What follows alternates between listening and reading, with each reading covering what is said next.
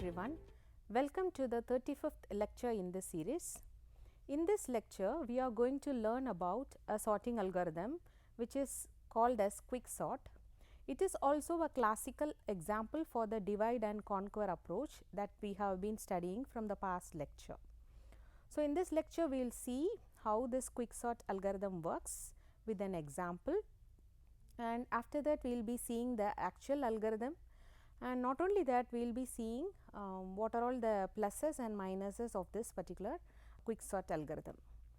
And we may be learning, or we might have used many sorting approaches, and the objective of any sorting algorithm is to put all the elements in order, and quicksort algorithm is one such algorithm which you could use when you have more number of elements to sort.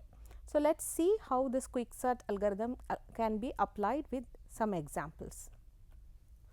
So, first we will see a quick introduction to quicksort algorithm. So, this algorithm was proposed by Hoare in 1962, and it is also a best example for the divide and conquer approach. I hope by this time you remember what divide and conquer approach is. Given a larger problem, we will be decomposing it into smaller sub problems. We will be solving those sub problems first, and finally we will be merging the results of all the sub problems in order to get the solution to the original large problem. So, yet another speciality of quicksort algorithm is that this sorting algorithm is an in place sorting algorithm. So, there is one more sorting algorithm called insertion sort. So, it is much like insertion sort in the sense that it sorts the elements in place. In the last lecture, we learnt about merge sort, where we used some auxiliary arrays to sort the elements in the original array, but in case of quicksort, we do not make use of any other auxiliary arrays, and so we say that this sorting algorithm is in place. So, when you look at the space complexity, it is considerably less for quicksort than merge sort. And quicksort is said to be the fastest known sorting algorithm, and its average case complexity is of the order of n into log n, and its worst case is like any other sorting algorithm, which is order of n square. And just like merge sort, it is also said to be one of the classical examples for divide and conquer based recursive algorithm. So, this is the principle behind this quicksort algorithm. As I said, it uses the divide and conquer approach. So, consider that we have an array of n elements. The first step we have to do with divide and conquer approach is we will do a division step. So, the original array will be partitioned into two sub arrays, and the thing to be noted here is we will be fixing up one of the elements of this array as a pivot element, and in our case let the pivot element be x, and we are going to partition the original array into two sub arrays in such a way that one half of this array, that is one of the sub arrays, will have elements that are less than the pivot element, and the other sub array would have all the elements in such a way that all of them are greater than the pivot element. So, that is how we partition the elements of the original array. So, we partition it in such a way that one half is holding all the elements that are lesser than the pivot, and other half holds all the elements that are greater than the pivot. And after this we move on to the next step, which is the conquer step. So, in the conquer step we will be recursively applying this sort on the two sub arrays, so that we finally end up that each of those sub arrays gets sorted up. And the last step in this divide and conquer approach is the combine step, where we will be combining the results from the left sub array and the right sub array together, probably with having the pivot element as the middle element. So, that should be giving us the result of doing a quicksort. So, this is the main idea behind quicksort, As I said before, we are going to use a recursive approach to sort the elements in the original array, and all those recursive approach will have a recurrence relation. So, for any recurrence relation there should be a base case as well as a recursive step. So, with respect to this quicksort algorithm, the base case would be something like, if the number of elements is either 0 or 1, then as such we may have to return with that single element or no element. And if in other cases, if S has more number of elements, then we may have to fix up one of the elements from that set S as the pivot element. And the next step is, we will be partitioning S into two subgroups, or we say that we divide S into two disjoint groups, excluding the element that we have fixed up as pivot. In our case it is V. So, the two subgroups, disjoint subgroups can be, say, S1 and S2. So, S1 would include all elements such that all of them are less than the pivot, and it will exclude the pivot element. And S2 will also be another subgroup or subpartition that contains elements greater than the pivot element, possibly excluding the pivot element. So, that is what we have given as S1 is the set that where we have X in such a way that X belongs to S minus the pivot element, and in such a way that all X is less than or equivalent to V, which is the pivot element. And similarly, we have S2 where all X is greater than the pivot element. And after that, we would be doing quicksort on the left partition, which is S1, and the other partition, which is S2, and finally we will merge the results, so that it will be like all the elements in the subpartition S1 sorted, plus having the pivot element in the middle, plus all the elements in the subpartition S2 being sorted. That would be returned as the result of the quicksort approach. So, here for simplicity's sake, I have shown one example where you could see that we have the original set of elements, probably the set of elements belonging to S. So, you could see here some 10 elements also being put together in S. So, the next step is, we fix up a pivot element. In our case, we have fixed up 65 as the pivot element, and after that we proceed with partitioning this S into two subsets, and they are disjoint subsets. So, we have put up 65 out, and all elements less than 65 are put up in subset S1, and all elements greater than 65 are put up in another subset S2. And then we recursively apply quicksort to the left partition, and we recursively apply quicksort to the right partition too, and finally we merge up the results of the first subpartition along with including the pivot element in the middle, followed by the result of doing quicksort on the rightmost partition. So, that would be returned as the result of quicksort. So, now let us see the algorithm for the partitioning routine.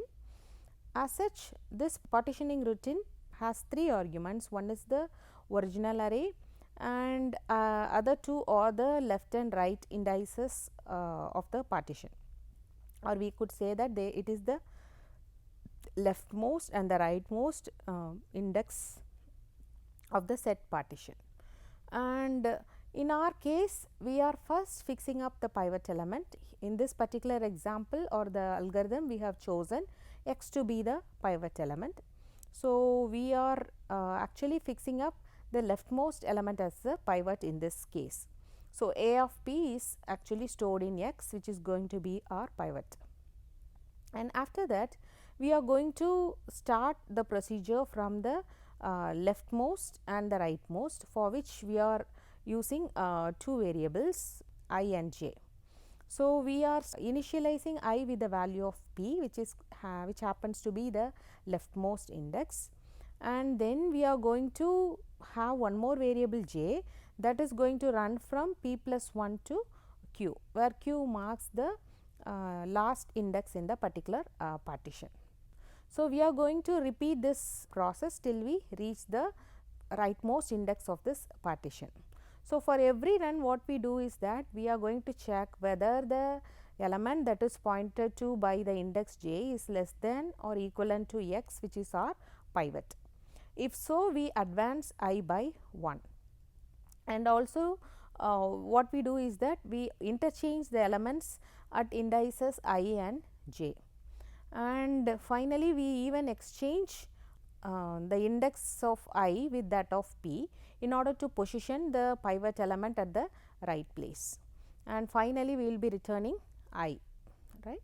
So, this should be the case. Initially we had set up x as the pivot element, and we have fixed up one index variable as I and another one as j, and we have made every attempt to check from the leftmost whether all the elements are less than the pivot, and similarly from the other side we are even checking whether all the elements are greater than the pivot. If find any a of j to be less or equivalent to that of pivot, then we may have to interchange, and we kept on doing this, and at one point of time we would end up where all the elements along the left are less than pivot and all elements on the right are greater than pivot, and now it is time to put up pivot element in the middle, and that is where we do this exchange step. So, this partitioning subroutine usually takes up a running time of n if we have n number of elements in this partition, and so we say that the running time is of the order of n. And this is the pseudo code for doing the quick sort. So, quick sort algorithm 2 takes 3 arguments, which is a, p and r. So, whenever p is less than r, then we partition and return q, and after that this q happens to be the middle element that helps in partitioning this original from p to r. So, the original array's starting position is p and last index would be r. So, we are going to find the middle element that exactly partitions this set. So, after doing this partitioning step, we will be having 2 subpartitions. For each of those subpartitions, we will be invoking this quick sort routine, and whenever we do this quick sort on the specific partition, then we may have to specify its index. So, it would be like the array A, where index spans from p to q minus 1, and q is our pivot in that case, and quick sort of a to q plus 1 to r. So, the initial call to this routine should have been like the original array, its starting index and its end index, and afterwards this quick sort routine would naturally get divided into 2 subpartitions, and recursively quick sort would be applied to each of those subpartitions. So, there are certain issues that we may have to look into when we use this quick sort approach.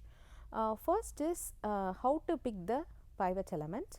Of course, there are plenty of ways by which we can fix up this pivot, and the next challenge is how to do that partitioning, and also we have several ways of doing this partitioning.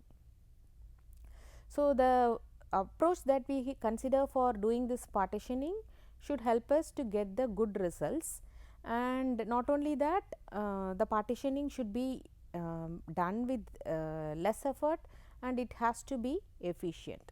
So, first let us see how to do this partitioning, or how to implement this partitioning strategy.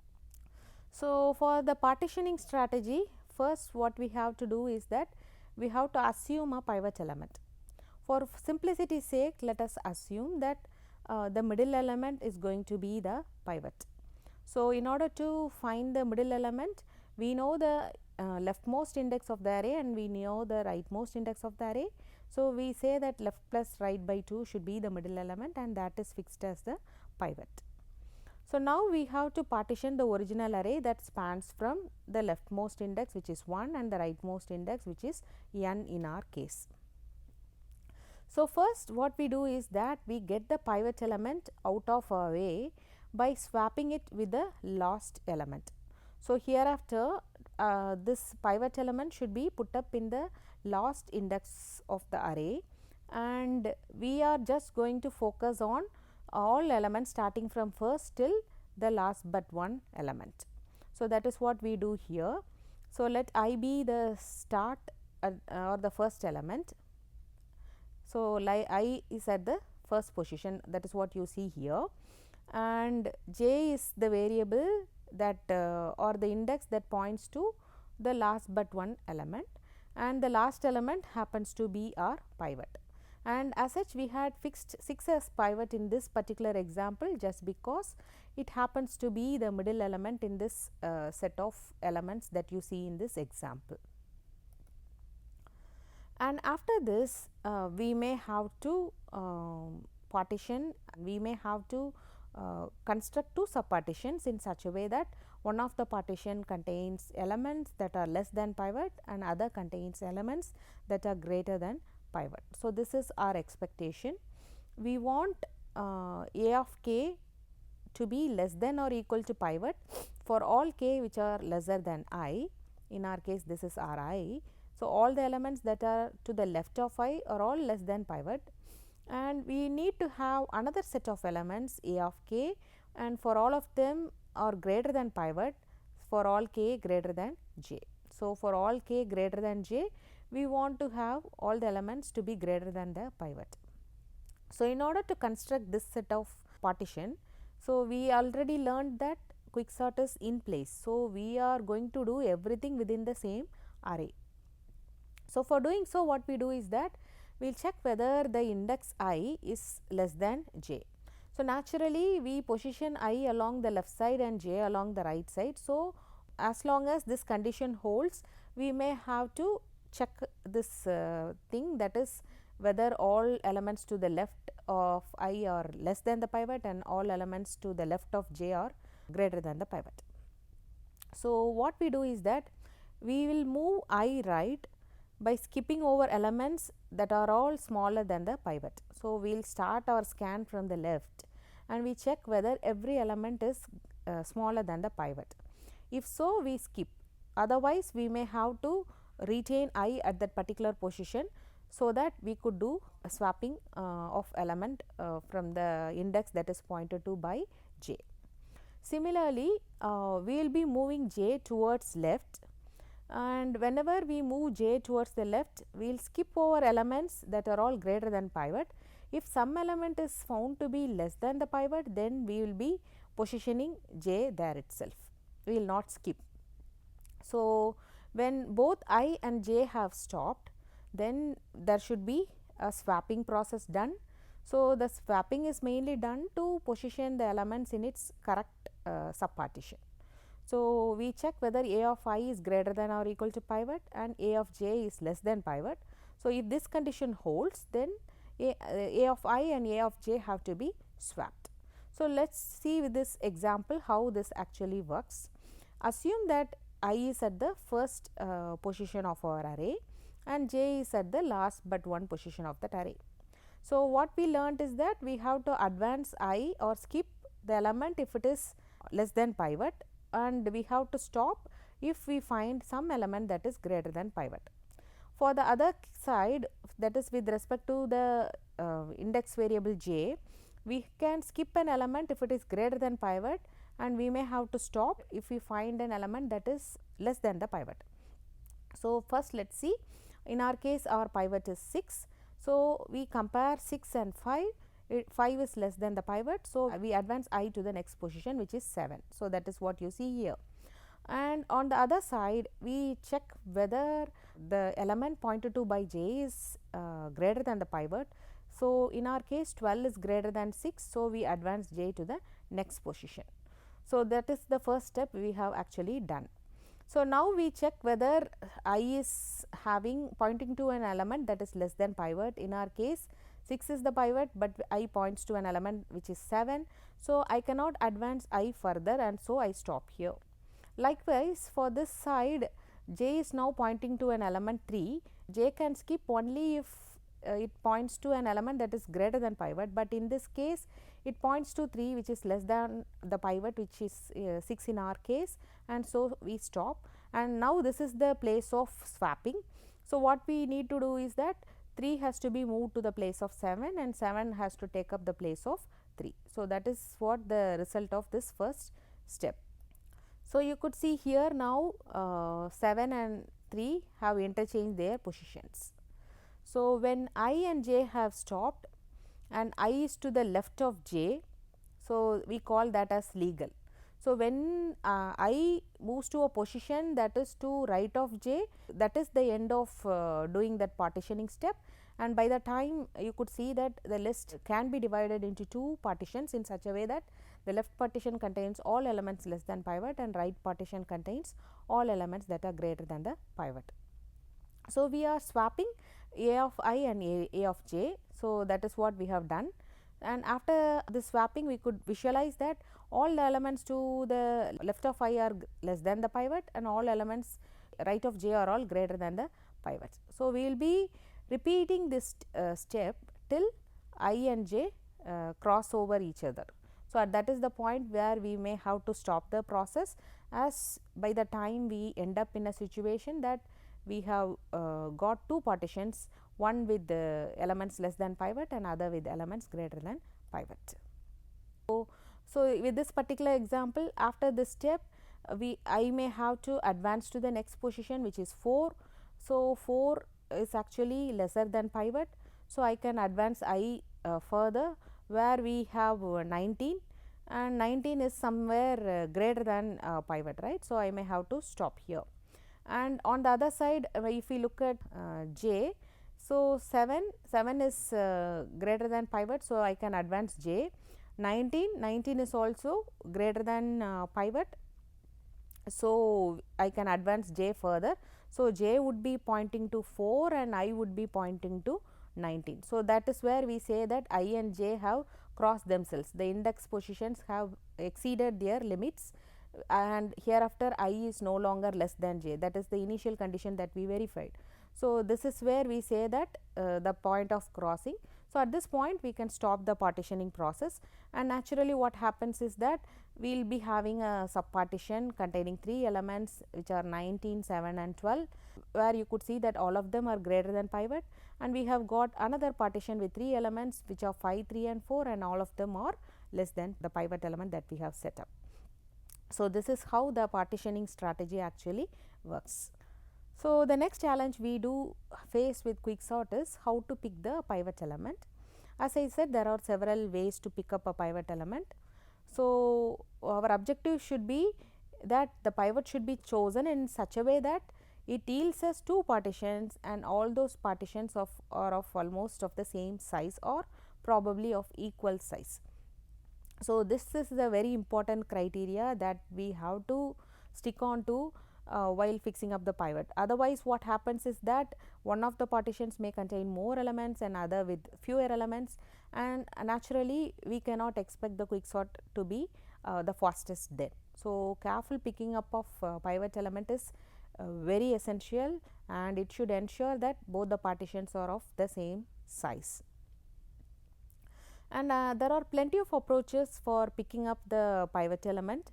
So, one simplest way is that we can always fix up the first element as the pivot. So, if the input is random, then this will naturally help us, it is fine.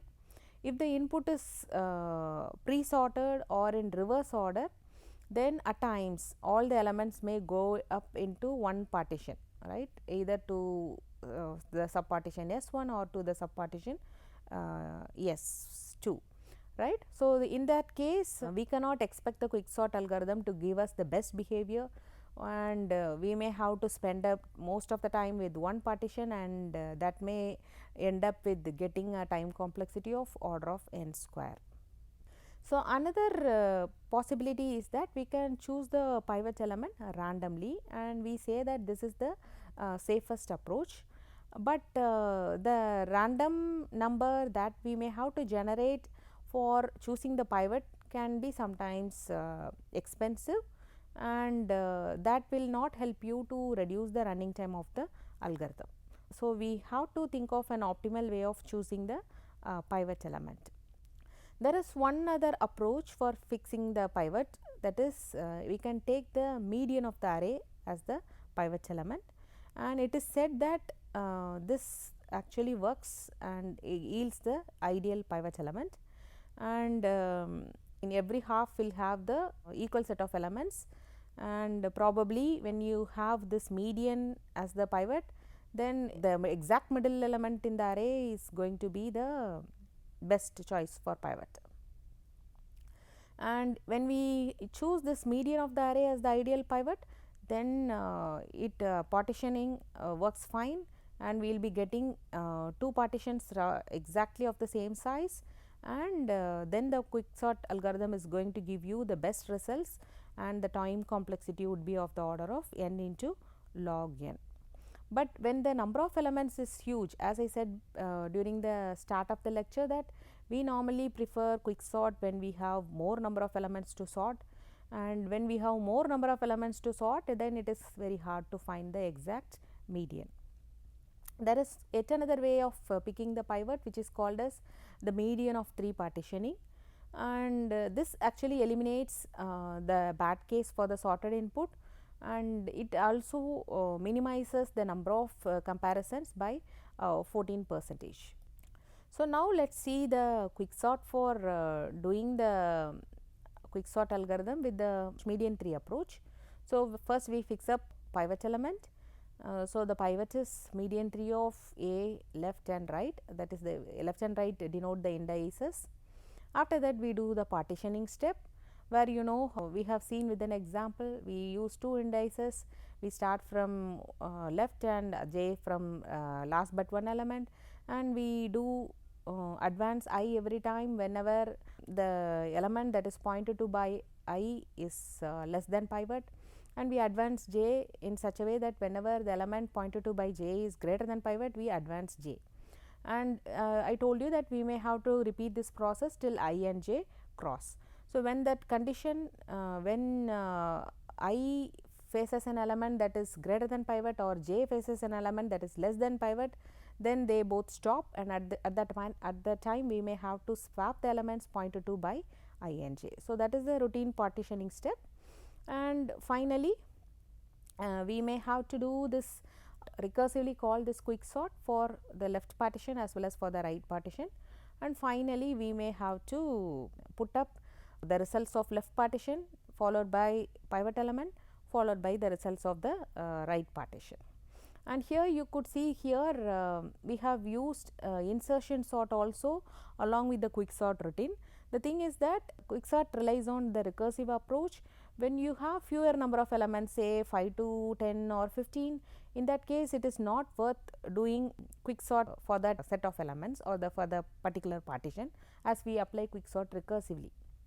So, that is why we set up condition initially, where we have set when the number of elements get reduced to left plus 10 is less than or equal to right. That is what the condition we have set up. When the number of elements is few, say less than 10 or less than 15, in that case for sorting the particular partition we use insertion sort. For rest of the things we use quicksort. So, we have one more example for this quicksort approach, where you could see we have an array, and I have set up the leftmost element as the pivot element. So, that is my pivot, and what we do is that we position I at the leftmost position and j at the last position, and every time we advance I wherever the element pointed to by I is less than pivot. So, you could see that we advance I here. So, there you could see that we advance j if it is greater than pivot. So, at that point you could see that I is stuck up in a place where it finds an element, j is stuck up in a place where it finds 3 which is less than pivot, and I is stuck up in a place where it has an element that is equal to pivot. So, we may have to swap that, and so 5 occupies the place occupied by 3 and 3 occupies the place of 5. So, after that you could see that all these elements are lesser than pivot. So, we say that I has been advanced to this position, and you could see that all the elements along the rightmost end are all greater than pivot, and so j is fixed up at this position. So, you could see I and j are fixed now, and so we may have to swap, and at last we end up in a situation where I and j they cross, right, I and j they cross, and this is where we have to stop, and all the elements from j to left are all belonging to one partition, and these 3 elements will make up the next partition. So, this is how this quicksort algorithm would have worked for this particular example. As I said, initially we set up leftmost element as pivot, and so 5 is our pivot, and we have these elements along the left partition and these elements along the right sub partition. After that, we have to recursively apply quicksort for this left partition. So, for doing so, again we fix up the leftmost element as the pivot. So, 3 becomes pivot. So, we apply quicksort here, that is we have I and j set up, and we keep on checking whether every element from I is less than, and every element along the other direction we check whether every element is greater than pivot. Accordingly, it has divided the array into 2 other partitions with 2 elements along the left and 3 elements along the right. And then we again apply quicksort over here, where we have the leftmost element as pivot. In our case, it is 1, and we also set up leftmost element as the pivot, and here also we have chosen broken down this into 2, right. So, this is how this actually yields the result for every partition. Then naturally, once it is decomposed to the smallest level, then we will be getting the result, and finally this quicksort algorithm merges all of them to get the final solution. So, the same thing happens to the other partition along the right. You could see 3 being broken down into 1 and 2, and again 2 broken down into single elements, right. And finally, we have got the actual result for this right subpartition, and finally, we merge up all the results. This is the result of the combined step. So, to summarize what we have seen so far, there are plenty of approaches for doing sorting, of which quicksort is said to be the fastest algorithm for sorting up of n number of elements, and in general we prefer quicksort whenever we have huge array of elements. And there are 2 challenges we learned with quicksort. One is what element to be fixed as pivot and what partitioning approach to use. And quicksort as such, it follows the divide and conquer approach, and it is also a classical example for this divide and conquer approach, where we initially break down a bigger array into 2 subpartitions, and we will be recursively doing quicksort on the each of those partitions and finally combining the results.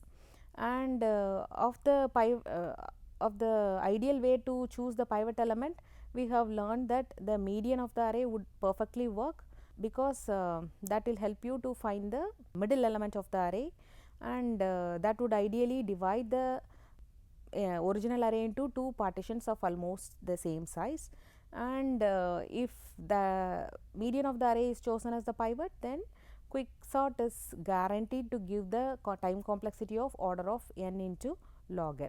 But as such, we learned that finding the exact median is going to be a challenge when the number of elements is very large. And when it happens to partitioning, there are plenty of ways for doing the partitioning, and median of 3 happens to be the best. And for very small arrays, if the original size of the initial array is very small, then we cannot have quicksort as the ideal candidate for doing this sorting operation. In particular scenario, it is better that we go with insertion sort. And the reason why we say that don't use quicksort for small arrays is that quicksort relies on recursion, and when we apply recursion for only a small subset of elements, then that is going to be expensive and time consuming, and so we say that it is better that we can go with insertion sort if the number of elements is few. So, when we end up in a partition that has only 5 to 20 elements, or say if it is 10, then it is better that we go with insertion sort the elements in that particular partition. So, if we alternatively use quicksort along with insertion sort, then it is proven that that particular approach saves up to 15% of your running time. So, it is that is the improvement is 15 times more when we use quicksort clubbed with insertion sort, where we use insertion sort only if the partition size shrinks to say 5 to 20 elements. Otherwise, we will be using quicksort only. And this running time improvement can also be witnessed when we avoid taking the median of 3 when the subarray has only 1 or 2 elements. So, these are all some of the implementation considerations that we could make in order to gain some performance improvement in the running time. So, having learned the quicksort approach in detail, let us see some of the questions to test our understanding of this particular concept. One is, what is the main idea behind quicksort? We know very well quicksort relies on divide and conquer approach.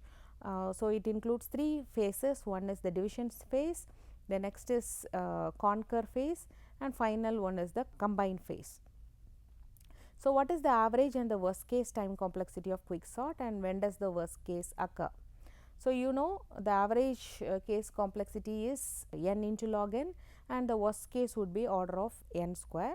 So, there is more possibility of the worst case to happen when we have partitions that are not of equal size, and if the partitions are not of equal size, then it should be because of the wrong choice of pivot element.